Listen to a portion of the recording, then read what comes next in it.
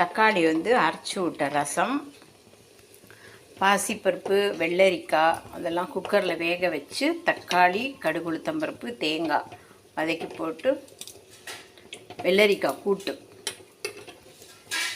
இந்த அடுப்பில் தக்காளி வந்து வதக்கின்னு இருக்கேன். கருணக்கிழங்கு வேக வச்சுருக்கேன். அதை அதில் போட்டு புளி கரைச்சி கொட்டி கருணக்கிழங்கு மசியல் எப்படிங்கிறத காட்டுறேன். இப்போ வேக வச்சு கட் பண்ணி வேக வச்ச கருணக்கிழங்கை கழுநீரில் வேக வைக்கணும். அப்போ தான் வந்து நாக்கு அரிக்காமல் இருக்கும். இப்போ புளி கரைசல்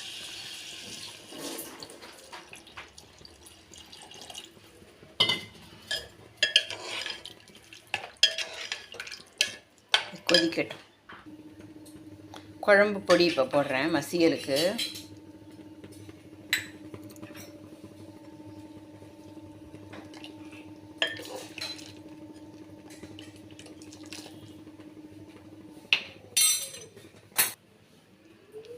கருணக்கிழங்கு நல்லா கொதிச்சு எடுத்துப்ப மசியல் ரெடி தான். அந்த கன்சிஸ்டன்சி.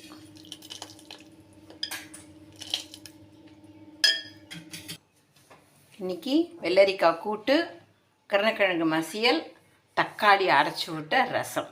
டுடே சமையல் ரைஸு அண்ட் கர்டு.